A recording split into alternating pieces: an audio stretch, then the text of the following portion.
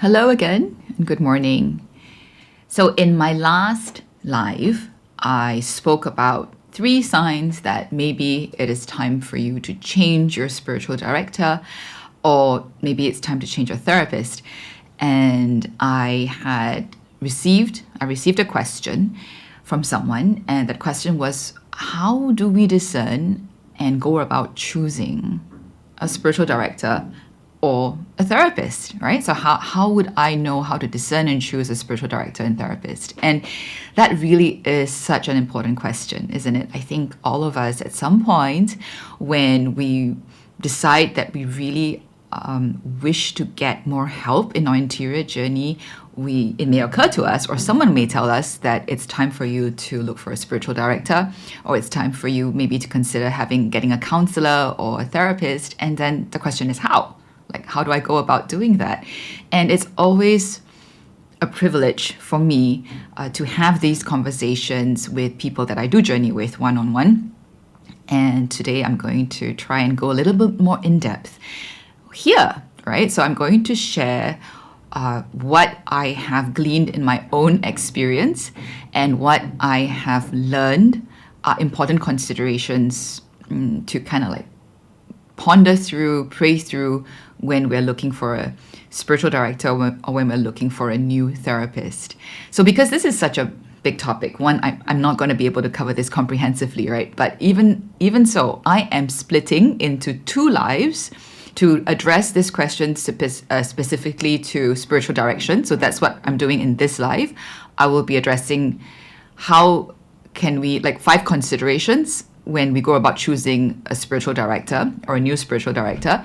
And in my next live, I will be doing the same thing, responding to the same question with regards to a counselor or therapist. They're slightly different considerations, even though I guess there are also quite a few similarities. Okay, so before I go on, I just want to say there are 3 important caveats to bear in mind, okay? Even as we go about talking about how do we discern and choose a spiritual director. One, the first caveat is, I think it's quite obvious, there is no perfect spiritual director. Okay, spiritual directors are human, they are flawed human beings, and so don't put off getting a spiritual director because you're waiting to find like the perfect one. There is no perfect spiritual director. 2, the second caveat is, do remember that because our interior journey is long and there'll be very different parts of the journey that will require different kinds of help, do expect that you will need to change spiritual directors at some point in your journey, and definitely more than once if you continue to progress and grow. And 3, the third caveat is you can trust God to provide what you need when you need it in the journey. Okay? So in a sense, we do want to be intentional about this. We want to put care and thought into selecting a spiritual director for ourselves, because the most important thing for a disciple of Christ is to deepen our relationship with the Lord, is to deepen this intimacy with God. And that dimension of growing in the interior journey is something that we would definitely need good help with, okay? Especially the kind of one-on-one help that spiritual direction affords us. But having said that, this journey, our whole lives in this journey is in God's hands. So we can also hold on to this search, in a sense, lightly. It's important, but we hold on to it lightly and we trust that the Lord will provide. Okay, so that's kind of like the backdrop of this process of discerning and choosing a spiritual director. So before I go into the points, I'm just going to put up the first slide. All right, so this is the topic today, right? 5 considerations when choosing a spiritual director. And before I go into the 5 considerations, I just want to say, when I reached that point in my own journey, and it was a priest that played a pivotal role in my conversion experience, and he told me I should get a spiritual director. In fact, he said I needed to get a spiritual director because I was experiencing very profound spiritual experiences and it's a little out of the norm. And he said it's important for me to get guidance, right? And Then at the same time, he didn't have capacity to take on another directee. So he just kept telling me, and go find a spiritual director. But he never told me or taught me how do I go about choosing a spiritual director. And because this was a very busy person and he wasn't my SD or anything, I didn't know whether I could ask him. So what I'm going to share today is what I have learned and experienced and gleaned over the many years now I've had of different spiritual directors, of seeing how God works in matching me with spiritual directors. And hopefully this will help someone. This will help you if you are at that point that I was before, whether it's choosing your first spiritual director, or you realize that it's time for you to change spiritual directors and you don't know how now to go and choose the next one. Okay. So my first point, the first consideration when we are selecting a spiritual director, I would say, is kind of like about what that person brings. And I just want to say that from what I have learned and experienced, what we hope for, or what is important to consider, would be the spiritual and emotional maturity of that person, of the spiritual director, as well as their knowledge and their skill, right? So spiritual, emotional maturity, knowledge, and skill. So a little bit on why this is important. I think, although it may be quite obvious, you want someone who not only has knowledge about the faith tradition that you are in. I mean, that would be important because you want to grow closer to God, often and usually within the faith tradition that you grew up in or that you are currently in, right? So my experiences come from the Catholic tradition, the Catholic Christian tradition. So clearly I always want someone who is steeped in this tradition and understands this context and can lead me deeper into relationship with God with that. So knowledge is important, but knowledge is far from being the only important thing, because there can be a lot of people who have knowledge, strong, deep knowledge about the theology of my faith, but who may not have the spiritual maturity themselves. So when we go to spiritual direction, we are looking to deepen our intimacy with the Lord, which also means we are looking to grow in spiritual maturity, right? Unfortunately, sometimes we may find that there are some spiritual directors that have the certification, like they've gone for training, right? Maybe certification or maybe even a diploma, etc., in terms of picking up the training and the skills for spiritual direction, but they may not really have a very deep spiritual maturity for themselves yet. Now, this is something that I admit it may not be that easy for you to pick up on, especially if you are still early on in the journey. But as you deepen your journey, you will become more aware and more sensitive to the presence or the absence of spiritual maturity, okay, in someone. But apart from spiritual maturity, we also would want someone who has emotional maturity. At least, okay, so not emotional maturity that in the same way that, let's say, we're looking for in an intimate personal relationship, okay, but someone in this role, in the spiritual director's role, if they are not emotionally mature, they can also project their issues onto us, or they may get possessive over our own interior journeys, right? So we hope to have someone who, other than spiritual maturity, also has that emotional maturity to be able to have a good, warm, but also a kind of detached relationship with us, where they understand that in reality, the real spiritual director in any relationship or spiritual direction, the real spiritual director is the Holy Spirit, right? It is the Holy Spirit that directs us. And the human spiritual director's place or their role is really to facilitate our encounter with the Lord, to guide us, maybe apprentice us, and teach us, depending on where we are, how to become more able to recognize how the Lord is working in our lives. All right. So there is a term that I really love, used by Father Thomas Green. He's a Jesuit priest who's passed on already, a very experienced spiritual director and teacher of spiritual directors himself. And he wrote a book called Friend of the Bridegroom. Okay, I will be referring to this book a little later at the end of this live, because I'm going to share with you a few resources that has been very helpful for me in learning about how to look for the right spiritual director for myself. But they titled the book The Friend of the Bridegroom, and it's about spiritual direction because that was the term that John the Baptist used to refer to himself vis-a-vis Jesus Christ. So if you recall in the Gospels, when John the Baptist's disciples came to him and said, look, your own followers are now all following this person, just Jesus of Nazareth, right? They're leaving you and they're following Jesus of Nazareth. And John the Baptist actually said he rejoices because he says, I am the friend of the bridegroom, basically. He's saying, Jesus is the bridegroom and the bride belongs to the bridegroom. The friend of the bridegroom is just there to, in a sense, make that connection, make that match. And when the bridegroom is here, it is right that the bride goes to him. So all of us, we are the bride, right? And Christ, God, is the bridegroom. And our spiritual director, the human spiritual director, plays that role of the friend of the bridegroom. And John the Baptist also said, he must increase, Christ must increase, and I decrease. So a good spiritual director in that sense would be able to embody that. Someone who recognizes the importance of their role in helping to make that match with the Lord and bringing the bride, us, right, our souls, to the bridegroom so that we can get better acquainted with him.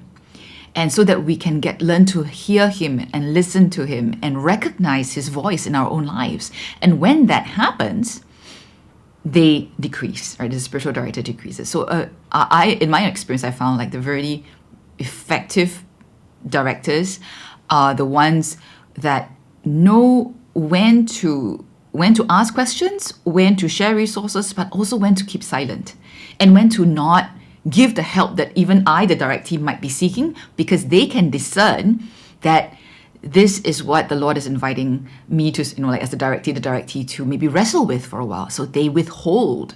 They're not eager to share their knowledge. They're not eager to share their experience. They know how to listen to the Lord first and then, in a sense, respond to that. So spiritual direction, other than ongoing spiritual direction, like usually maybe outside of a retreat context, we also experience spiritual direction in individual retreats and individual silent retreats, right? Especially, let's say, Ignatian silent retreats. And I just want to share briefly that my best experience of, my most memorable, and I would say even the best experience of a individually directed Ignatian silent retreat, which spanned about, I think, 9 days, right? 9 days. And every day I had to meet my Jesuit spiritual director and share what had come up in prayer. Out of like all those sessions, I remember there were 2 or 3, I think 3 days when I came into the session and I shared what has been coming up, in the day. So the full day that I had before I met him, after I've met him the last day, so 24 hours since I met him the last time, what has emerged in the silence, in my prayer, in my journaling, in how the Lord spoke to me through nature, etc. 3 times he listened, and then when I was done, he just said, okay, I'm going to offer you a verse or a short passage to consider. Later you can look at it, but only pray if it helps you. Beyond that, there is nothing I want to add or say, because clearly the Lord is really communicating with you, like he's really conversing, and I'm not going to interrupt that. And I just thought that was amazing because it really did help. In that time, I was so immersed in this conversation with the Lord. I really, really appreciated that the director knew to just let it continue, right? And I appreciated the wisdom and the discernment and the detachment that he would have had to exercise as well. He wasn't he wasn't trying to follow a particular agenda. He wasn't trying to impress me with his knowledge, etc., etc. So spiritual, emotional maturity, knowledge, and skill, okay? In general, That's the first thing to kind of like look out for. The second consideration is for you to ask yourself, this is important, what are you looking for in this current season of your journey? Okay, because what we need and what we're looking for can really change at different points of our journey. And that's an important thing to ask for, because it's going to affect, or it's going to impact the kind of spiritual director that you need at this point in life, right? At this point of your journey. So, for example, are you at that point or season in your life as where you really just need first to have someone who will compassionately listen to you with all your doubts and all your questions, to listen compassionately without judgment? Many people, especially if this is the first time you are seeking a spiritual director and you're not used to this journey yet, our lives are so devoid of people's attuned presence to listen to us, to really hear us and just be with us, that this is the first need. I'll say it's actually a very basic need that we need to have met first, even in the context of a spiritual direction journey. Okay, so for many people, what I've observed, and in my own experience as well, the earlier spiritual directors that you have, like maybe the first spiritual director especially, needs to be someone who will let you experience saying whatever you need to say, maybe not without interrupting too much, being very attuned to you, letting their presence be a space in which you can learn to hear yourself and experience God being with you, experience God just loving you. Okay, so in this context, for example, you will need a spiritual director that is a really good listener. I mean, in general, they all need to be good listeners, but there are different spiritual directors also made of different temperaments, different personalities, and different strengths. Okay, right now in this season, if you are looking for someone who can compassionately listen to you, and you really just have a lot that you need to let out, you're looking for someone who's really good at holding space. Okay, and if that's where you are, that's the kind of season that you're in, or that stage of the journey that you are in, you may find that just having someone be with you and hold you, and just at the end of the session maybe giving you one or two things to pray, to think about, or to try, will already help you unlock your inner journey and help you make progress. Okay, but at some point, maybe what you're looking for is not just someone who can attune to you and let you experience hearing yourself. You may need someone who can help you deepen your prayer life. Okay, so when the basic need has been met and you begin to learn and experience how to be with yourself and how to hear yourself and how to hear God in your solitude, for example, you want to learn how to deepen that by deepening your prayer life. All right, so maybe that's something that you want to consider. Is what you're looking for right now? I want to learn to pray. I would like to learn to pray. And sometimes these two go together, right? I want to be able to learn to pray so that I know how to experience being with God or hearing God in my life. All right. So whether it's needing someone to listen to you more compassionately and really hold space, or you're looking to deepen your prayer life, or are you seeking to learn how to discern, like really the discernment of spirits? That's something very specific, and it's not something that you pick up just because you go for a retreat. Then maybe you want to look for someone who can help you, apprentice you in that, right? Being aware of what is it that you're looking for right now in this stage, or not stage, but the season of your journey, is important, because you're going to bring that in when you're going to try out a spiritual director, and you're going to need to be able to say this is what you're looking for, and that helps them discern as well whether they're the right fit for you. Okay, so the second consideration is, what are you looking for in this season of your interior journey? So the third consideration is, what stage of the interior journey are you in? Okay, I'm not talking about I don't have a template right now in my mind when I'm talking about this. So let's just talk about the stages of the interior journey a bit more in general, because there are different paradigms. And the point of any model and any paradigm is not that it's meant to be like a fixed, definitive thing that tells us where we are in our journey, but to give us a sense that there is movement, and at different phases of this journey, different stages of this journey, what we need will be different, right? And that translates to the kind of spiritual director that will be a good fit for us. So, for example, if you are at the beginning of your spiritual journey, okay, as in the sense of like this is the first time you're seeking spiritual direction, or you really want to be able to develop a deeper and more stable prayer life. Now, as with all beginnings, whether it is in sports, in music, in art, even in school, I guess, in terms of like learning reading and writing, for example, at the beginning, we need structure. We need more consistency. We need sometimes a little bit more hand holding, right? So when we are at the beginning, it's good to have a spiritual director that may be a little bit more prescriptive. Okay, so by prescriptive, I mean, they will kind of tell us, okay, try this, okay, do this, and then come back the next time and tell me how it goes, right? There's a bit more structure. That's something to consider when you're at the beginning.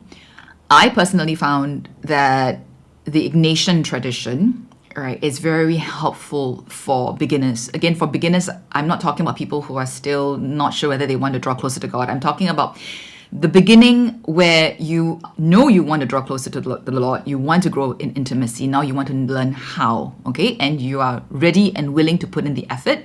You're ready and willing to invest your energy, your time, and even your money into this process. Then that's when having that kind of structure presented to you, guided for you, will be very helpful. Okay, so it's like spiritual habits, developing spiritual habits, basic foundations, looking for someone that has that, is equipped with that, and can guide you through that. If that's what you're looking for, and what you have is a spiritual director who's just really good at listening to you, and maybe that's not what you need anymore. You need someone that can kind of like have more resources and help you pick up those resources. That may be an indication that it's time to move on to a different director, okay? Unless you can find that somewhere else, like maybe in a course, but it has to be more extended than a retreat, okay? So if, on the other hand, you're past the beginnings that I just described, you may find that you're already deepening, and it's not so much for lack of methods of prayer. What had helped you before, what had helped you to really grow before, seems to not really help you anymore. Or maybe one indication could be that you're being drawn to more stillness and silence. Like even in terms of your prayer time with the Lord, you don't really want to do Lectio, or you just get stuck. We're talking Lectio Divina, okay? It's one of the methods of prayer. Let's say you just read the scriptures or something, and then there's a line, and you just feel like you just want to dwell on that line, and you don't even feel like you want to continue with the other steps of the Lectio anymore. When this is unfamiliar to you, sometimes we may get worried. Oh, am I being lazy? Am I not being disciplined? Am I backsliding? But this can be an indication that the Lord is moving us into the next step of the relationship with Him, because prayer also develops in stages, and it doesn't mean that once you move on from the first stage of prayer, you never go back to it. But it's like there are deeper stages of prayer, and the Holy Spirit sometimes is inviting us to enter a different part, a different experience of prayer. And we need to have the freedom to be able to move into that and not get too attached to the methodology of prayer, right? So that, what I just described, is an indication of maybe a change in the stages of our own interior journey. And if your spiritual director is not able to pick that up, and I mean, it depends, okay? So like I said, there are different kinds of spiritual directors. Their expertise or their experience they really vary. Their own in-touchness, I suppose, like, their discernment also can vary. If they're able to guide you through these changes, then well and good, you're still okay, on good ground with the spiritual director. But if you find that they keep bringing you back to the same methods that they had taught you, or they are not able to pick up, even when you're sharing your experiences, that this is a different space, different time, that's also an indication that maybe it's time to change your spiritual director, okay? Because depending on the stage of the journey you're in, the kind of help you need will be very different. Sometimes what I've seen happen and observed in other people is they start feeling like, I need someone who is not so gentle with me. Okay, so that may sound a little, it's not meant to be scary, okay? So this means that when we feel I'm in a good space, or I'm actually quite secure right now at this place where I am at this stage in my relationship with God, I want to go deeper, and I want somebody to tell me like it is. As in, like, I just want to be able to tell someone to just tell me like it is. I need somebody more incisive, with insight, with some wisdom. That's a very different kind of spiritual direction compared to the one that I described earlier, where we just need somebody who's really good at holding space for us and really attuned.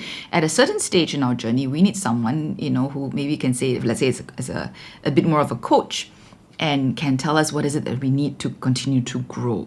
So if you find that you're moving in circles, sometimes that's an indication that you need a change, right? So the stage that you are in will make a difference. Now, at the end of the live, at the end of this sharing, I will share with you some titles of books that actually are very helpful for you to have a sense or identify what stage of prayer you're in, or maybe what stage of the spiritual journey you are in. Because I know just hearing me talk about this, you may be still wondering, I don't know what stage I am in, right? So that's what we would need resources for.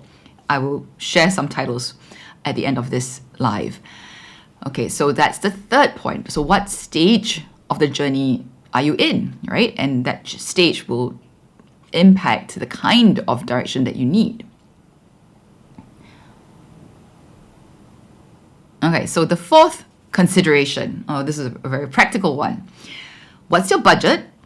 And knowing that there are different, in a sense, types of spiritual director. Okay, so what I mean by types is I'm not talking about areas of expertise or anything specifically, but in my tradition, okay, Catholic tradition or Christian tradition, the first possibility is that you can find a spiritual director who is a member of a religious congregation, right? So they are like a religious brother or sister, or a priest in a religious tradition, in a religious congregation, or maybe a member of the clergy, a priest.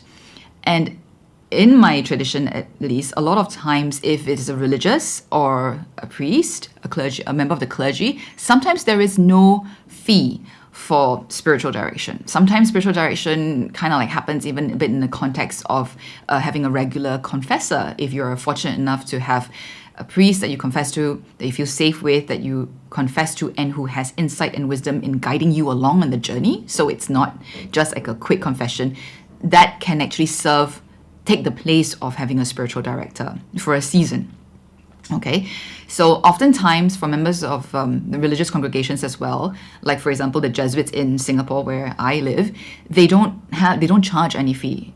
You're welcome to make a donation or make a love offering to them, to the order, if you wish, but it's not imposed. All right. Sometimes there may be a nominal fee for the retreat center where your spiritual direction session is held, okay, to contribute to the upkeep. And usually it's like a recommended fee, and it's very nominal, like maybe where I am, again, that's maybe like range between like usually around $30 or $30 to $40 maybe, if it's a suggested one, right? So that's the first kind of like type of spiritual directors. If finances really are an issue for you, then you may want to look for a member of a religious order, for example, or a priest. But that's not the only consideration, okay, to look for. Like what I mentioned earlier, all that's very important, but in terms of budget, that's something you can bear in mind.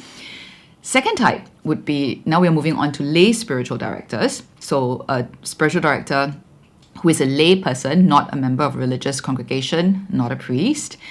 I'm going to split this into two types of lay spiritual directors. The first type, they do spiritual direction as a ministry, okay, which means they are not this is not their job. This is not their full-time job. They often have day jobs or they're already retired. So they're getting their income from somewhere else, for example. Or possibly they are salaried. This doesn't really happen in, I think, where I am in Singapore, but I believe, let's say, in some other countries, there may be spiritual directors who are salaried, who are paid by, let's say, retreat centers. So then, in a sense, again, the main point is they have income coming from somewhere else, or they're not dependent on this as an income. They exercise spiritual direction as a ministry. Then usually there's also just a nominal fee or a suggested love offering. Where I live in Singapore, I often see that fee to between $30 and $50 maybe, okay, for a session. Usually, yeah, between $30 to $50. And again, it's a suggested love offering, right, to honor the time, the energy, and the expertise that they bring to this journey. The third kind, which is the second kind of lay spiritual directors, would be those for whom this is their full-time job. Okay, so it's their profession, and they are doing this in, I could say, almost like a private practice kind of capacity, meaning they are not an employee of any institution, any organization that's giving them any kind of salary, and they have to do this almost like they are like a business owner. Okay, usually for these kind of lay spiritual directors, they started off as the first kind of lay spiritual director I mentioned. They usually would have started off practicing spiritual direction as a ministry, right? They may have had day jobs before and all that kind of stuff. Some of them may have been studying for the priesthood or in formation in a religious order, and then discerned that they were not called to the priesthood, for example, or they were not called to profess, in a religious life. But they have discerned that they are called to do this, like their life's call or their personal vocation has to do with offering spiritual direction to people. So now, as a lay person who has to who have to worry about their own finances, there are nothing provided for them. They have to find a way to make ends meet and provide spiritual direction as the main way for of them doing this. In this circumstance, usually the fees then will be very different, right? From if you're going to a religious or a member of a religious order, or you're going to someone who's just exercising this as a ministry because they have a day job or they're retired. You can expect to look at maybe more like professional coaching kind of fees, right? But bear in mind, at least where I am, this is also usually a lot rarer because they have to, in a sense, they would have to prove their mettle to be able to make it out on their own. Right? So, and usually when a lay spiritual director is someone who also makes this their livelihood, you can count on there being a particular niche that they may cater to, a particular way that they exercise the art of spiritual direction. So there are two people that I can think of right now that I know, and if you are a subscriber to my newsletter, Begin Again, now and then I actually share when these people give workshops or retreats, etc. Okay, so there are three that I do usually share. One is really in the Ignatian style, is kind of very clearly in the Ignatian style. He offers silent retreats in the Ignatian style, spiritual direction in the Ignatian style. He even has been bringing people overseas on retreats and on like Caminos in Europe. He has usually for the retreats, he invites a team of other spiritual directors to help with the retreats. Then there's another person who was 8 years in training in seminary, and his particular thing, so he's discerned that he's not called to the priesthood. His particular thing is using like very creative, arty ways to help people connect with the divine and with God. Okay, so we're talking about like dance or drawing or art or pottery or even food. I mean, he has very creative kinds of workshops. That's when he does workshops, and he also does one-on-one spiritual direction. So it's a little different. Then a third one is my good friend Edwina, whom I have had several podcast episodes with, right? So she has had like over 20 odd years or 30 years experience. She has like a bachelor in theology, and then she has a master's in counseling, and then she's also trained and certified in Ignatian spiritual direction for retreat giving. And she continues to do her own learning in, let's say, somatic practices So those who have gone to her and attended her events or done one-on-one sessions with her will know that it's a very different kind of spiritual direction. In fact, that's why she doesn't call it spiritual direction anymore, because it's kind of like spiritual direction plus plus. It's integrated and you have all these other dimensions as well supporting it. She calls it soul tending. But that's just kind of give you a sense of there are many things, there are many types out there, okay? If you're just starting out, you don't have to worry so much. Just go for experience a regular kind of maybe Ignatian retreat or something. And if you find that there is a fit with the person who was assigned to you in retreat, I often suggest then start with that person. Try out this particular person for a few sessions and see whether you feel comfortable to continue journeying with that person, right? But if you have tried and you find that things are not really working, or you are deeper in your journey, you're deeper in your journey and you're looking to try something more integrated or more creative, then you may want to consider looking at some of these lay spiritual directors who are really carving out very interesting, unique niches that serve, a particular place in the journey or a particular kind of person in the journey. And I want to say that these are also very good for those who really, if you are alienated from the church, for example, and it's hard for you to be in explicitly religious spaces right now, then the example that I just gave about these lay spiritual directors who do their art, practice their art independently, that's something that you can consider, because usually it's more open, more gentle, okay? Like you don't have to necessarily be in a very religious mindset to do the spiritual direction. So that's just something to consider, all right? But budget is a factor for that. So just for you to bear in mind. Okay, so that was the fourth consideration. The fifth consideration is, so when you've kind of like found someone to maybe try, remember discernment requires action. Okay, you can't just discern something in your head. You can't just research on paper. You need to experience it. Okay, so let's say you had an experience, or you went for a retreat and then you had a good experience with the retreat director that was assigned to you. Then you maybe ask, do you take individual spiritual directees? Can I try, making this journey with you? And if they're agreeable, usually I would say, give yourselves maybe 2 to 3 sessions, individual sessions, maybe spread, let's say, a month apart. Don't spread it out too long, okay? Especially when you're testing.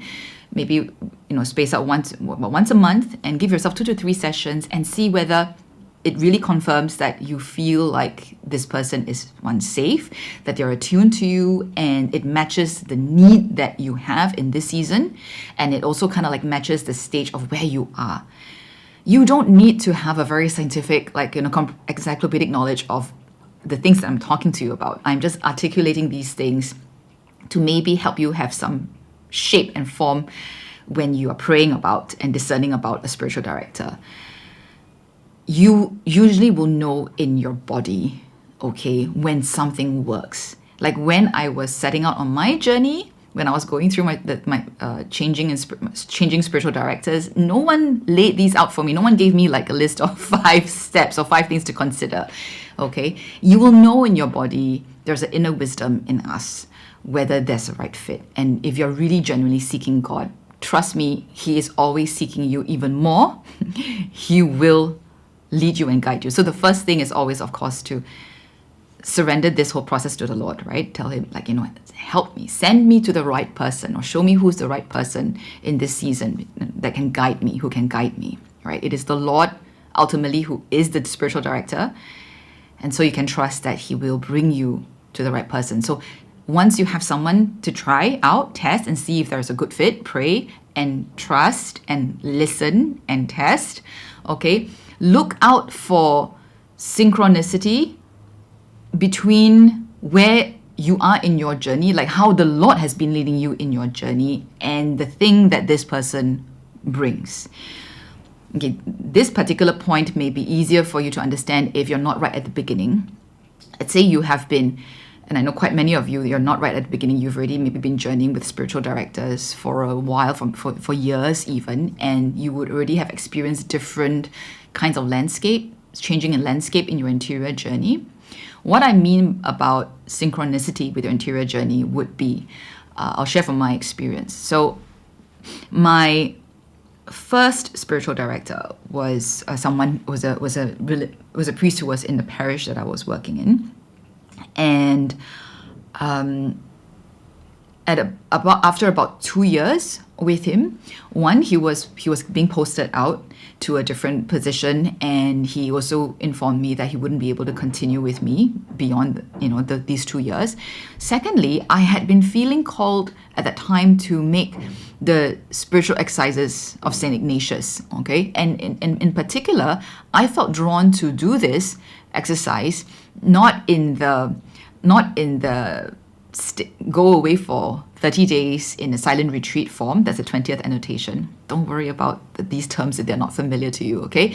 But there's a form of this spiritual exercises, which is a very extended retreat that can be done in daily life, which means that I would need to see my retreat director about once a week,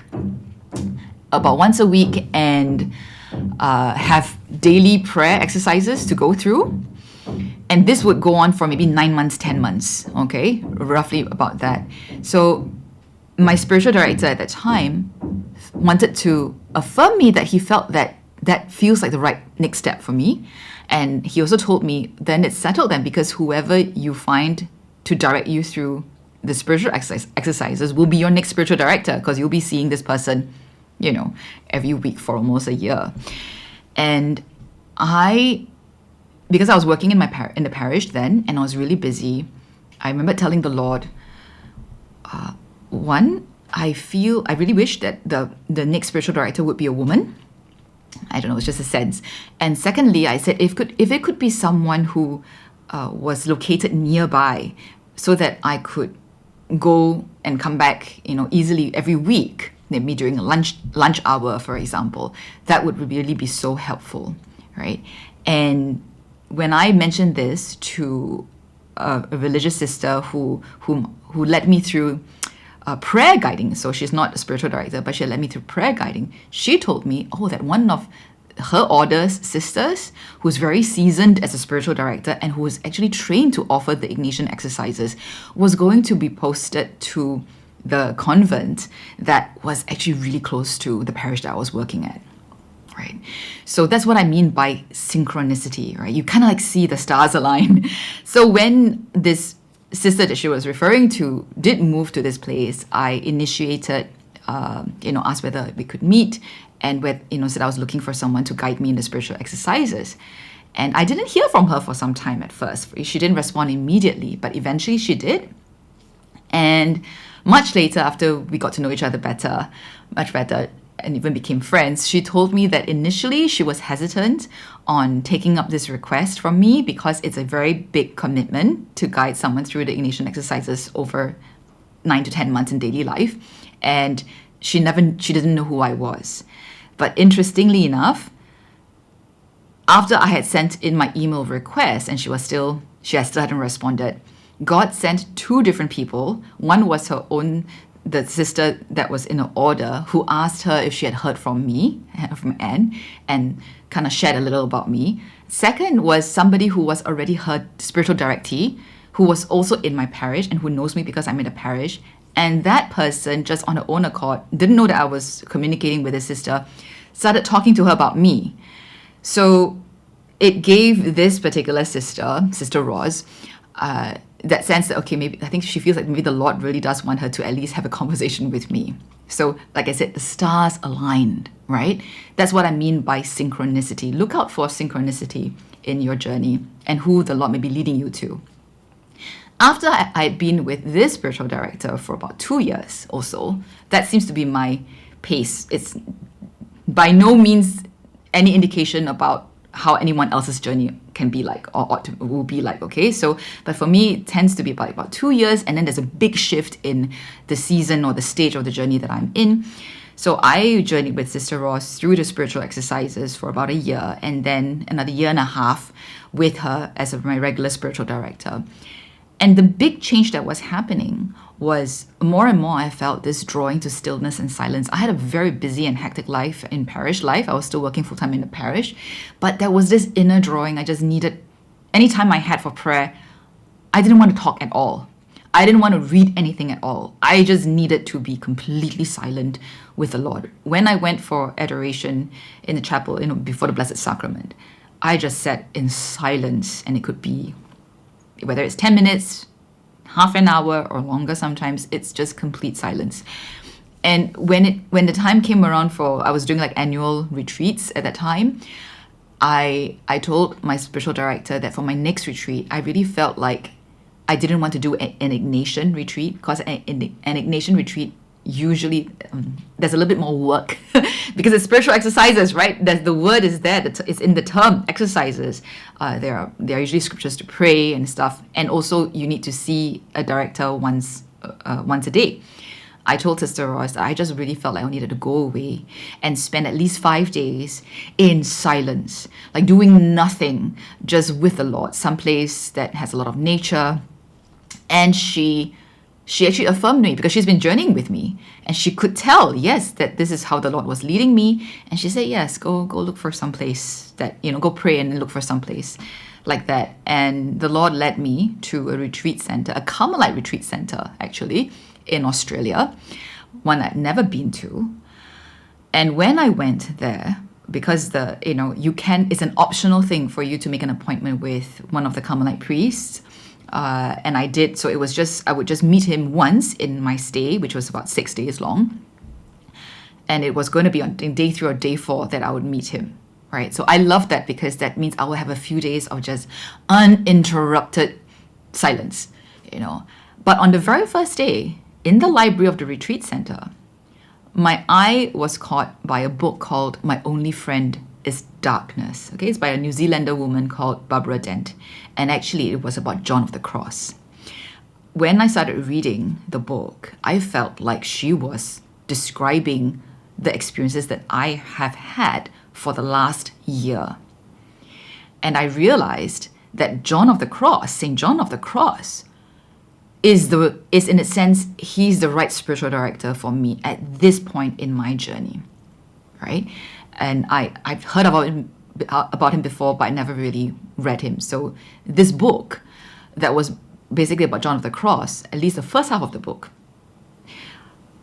spoke to me and guided me, helped me make sense of the journey that I'd been on, and this drawing into silence, this drawing into stillness and nothingness. And that ushered me into a different phase of my journey. And I remember thinking, I wonder if my next spiritual director could be a Carmelite. Because now, St. John of the Cross is speaking so deeply to me, so it was just kind of like a thought. And a few months after this retreat, and at the time, my spiritual director, Sister Ross, had also already been hinting to me that maybe it's time for me to change a spiritual director, like we can continue on, but in a different capacity. And I was now praying for maybe a Carmelite spiritual director. I didn't know where to begin to look. I didn't know who to ask. Then there was one day in Lent the following year, I happened to drop someone off at the Carmelite parish in Singapore. He was going to meet a friend, but he was going to go for Mass. And I had some time, so I thought, since I'm dropping him off, I would like to attend Mass as well. This was on a weekday. And when I went to church, I saw that the light in the confessional was on. And I thought, oh, great, I can go for confession. I mean, it's Lent, right? So I went in not seeing, I didn't read the label on the confessional. So this is not my parish. I'm not familiar with who the priests are at the parish. I just went in, and it was one of those old traditional confessionals where there's a screen, so I can't see who I'm speaking to. I made my confession. And the response of the confessor, it arrested me. It wasn't a usual kind of confession. I felt like the questions he asked were very piercing and very astute. And he also asked me, he had a question to ask me was, did I have a spiritual director? So I just thought it's interesting, that's not a usual question that people ask in confession. So I just completed the confession, but I felt after this, I'd like to have a conversation with this priest. It felt like, just within the context of confession, he could open space up in me in a new way, in a contemplative way. And as I went to Mass, I felt like in my heart, I felt the Lord was saying, this is going to be your next spiritual director. So I wrote in, I found out who he was, and I wrote in, and it turned out he felt that it wasn't so much of a spiritual director that I needed. After I gave him my journey story and all that, he felt that at that point, in his own words, it's like it was more a companionship that I needed, not so much spiritual direction. But then I made a request that I would like to have a regular confessor, because my last spiritual director for the last 2 years was a sister, right, who was very good as a spiritual director, but I would like to have a regular confessor. Could he be that person for me? So that's how, for the next leg, also I think 2 plus almost 3 years, it was with this Carmelite priest. It was in the context of confession, but also it was like confession plus plus, in a sense. He knew I was looking for something more than just confession, and he shared the wisdom of the Carmelite saints with me. And in that season of my journey, at the stage of the journey I was in, that was what I needed. So again, that's an example of synchronicity between what was actually happening in my daily life, in my journey with the Lord, and the things that God places in my path, even without me explicitly hunting and looking for it. Okay, so that's just a couple of examples of synchronicity, what I mean when you test and discern and watch out for these signs, and when it fits, things align, the stars will align, and that's usually a good indication that this is your spiritual director for this season. Okay, so God makes that match. So those are the 5 considerations that I've been circling through, and let me just stop sharing the slides for a bit. And I just want to say, there are times though, and sometimes quite long seasons, when we can't find a human spiritual director that gives us that fit. All right. And that's also normal.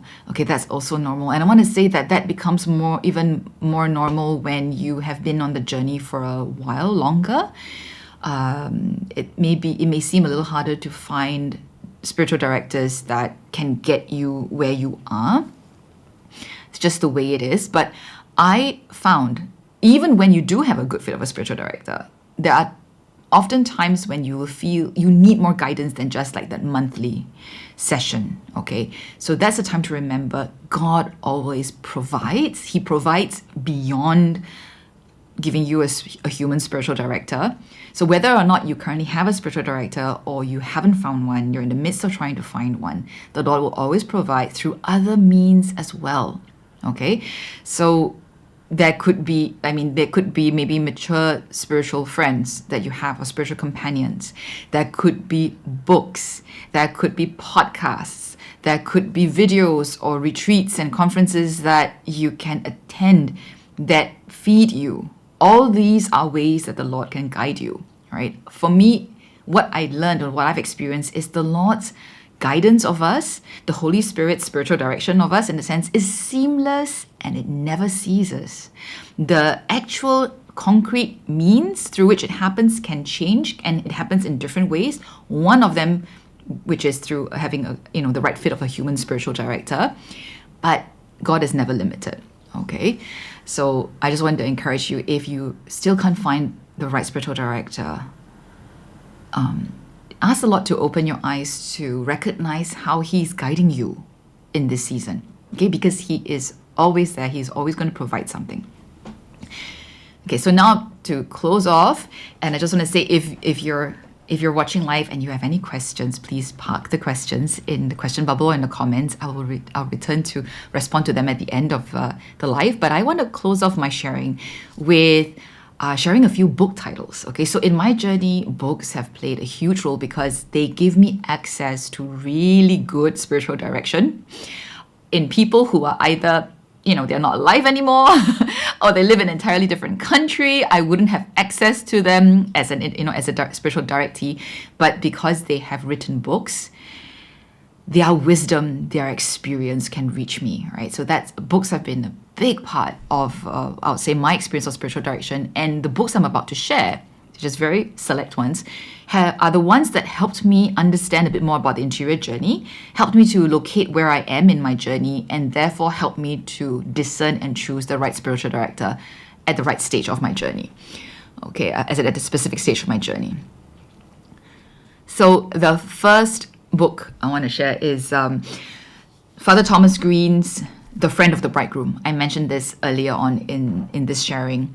Okay, this is a great book for, there are two kinds of audiences for this book. One is people who are spiritual directors or looking to be a spiritual director. But secondly, it is also very helpful for people who want to embark on spiritual direction for themselves, as in they want to look for a spiritual director, and you're new to this and you don't know how to choose your spiritual director. So for me, I came across this book as one of those synchronicities, God incidences, that I stumbled upon this book very early on in my journey of spiritual direction, and it was very helpful for me then. So I recommend this book if you just want to have a sense of what are the things you should be looking out for, and how to know if you are in good hands.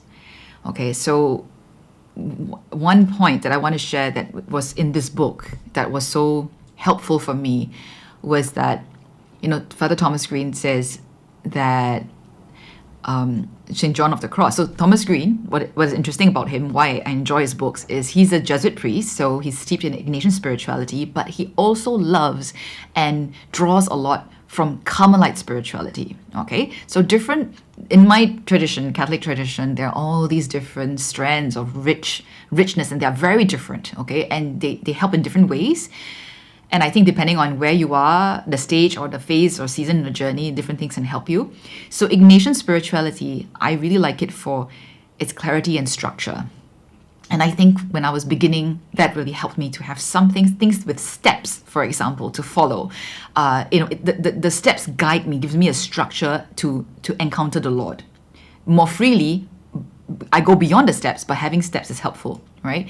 Carmelite spirituality is there are no steps. There is no structure because it's contemplative and mystical, okay? And it's amazing the way that it is.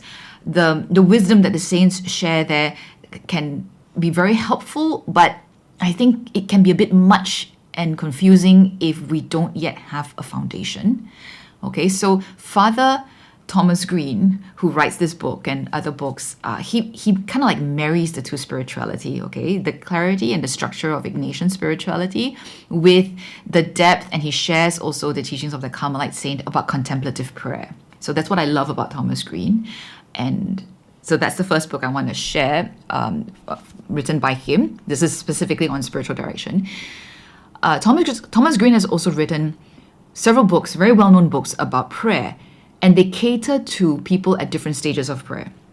So for today, in this session, I'm just going to introduce the two books. They're introductory books. They're thin. They're really good. So just because they're introductory doesn't mean they're not good. They're very profound, okay? And I think everybody should start with those. The first book that I want to talk about is this, okay? Experiencing God.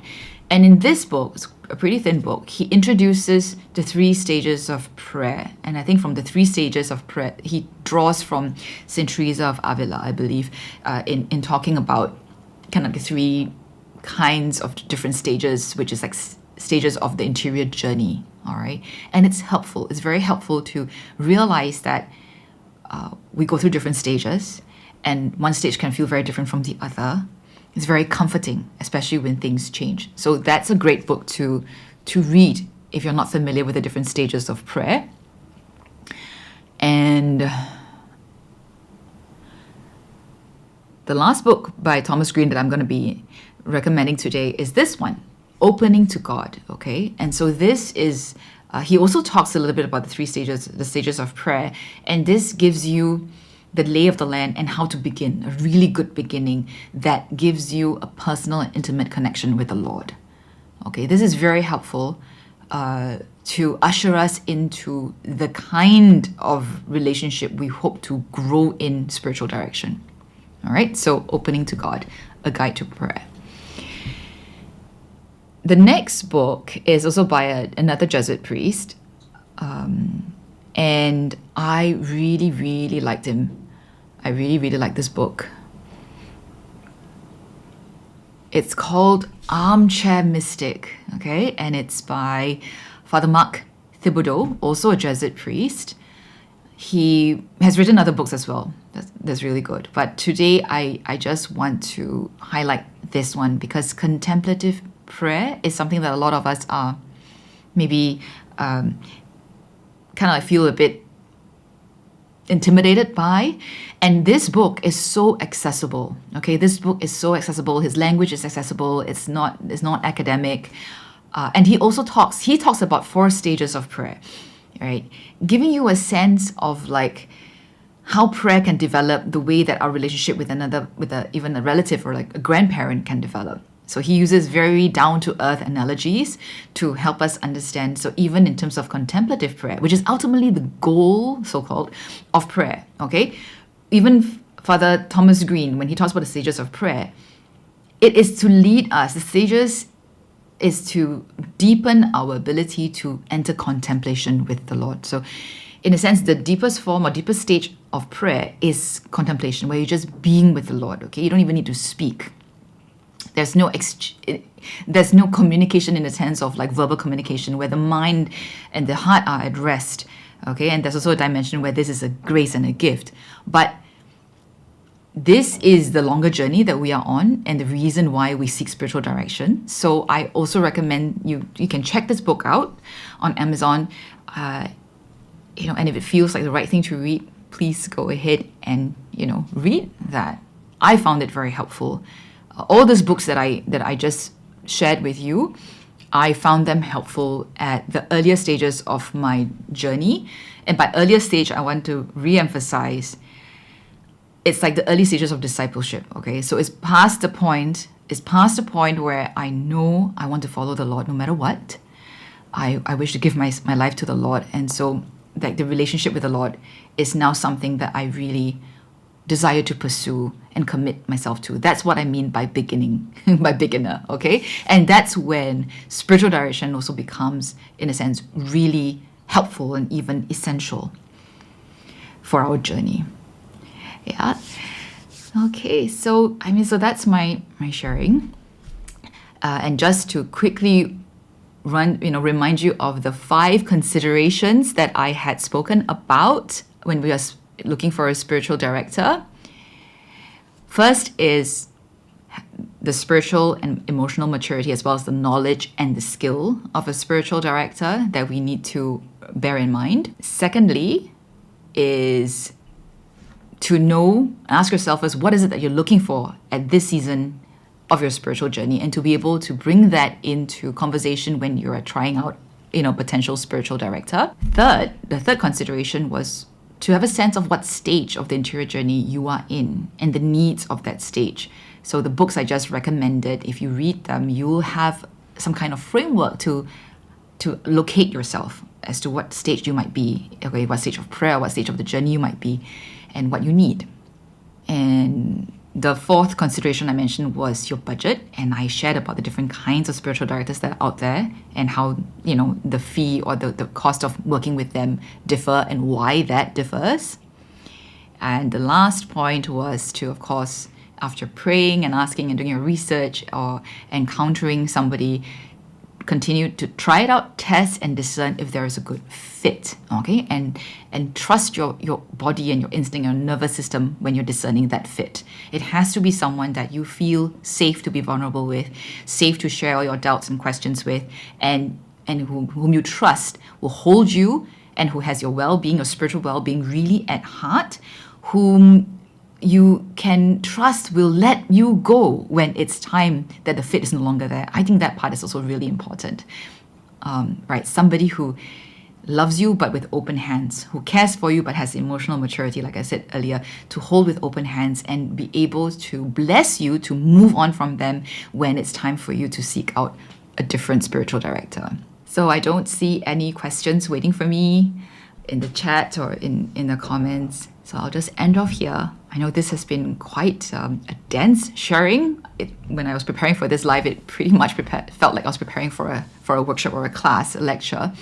I hope that you take your time to sift through what I have shared, and that these considerations will help you when you are choosing your next spiritual director.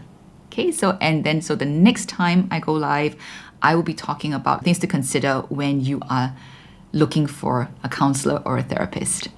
So till the next time, bye.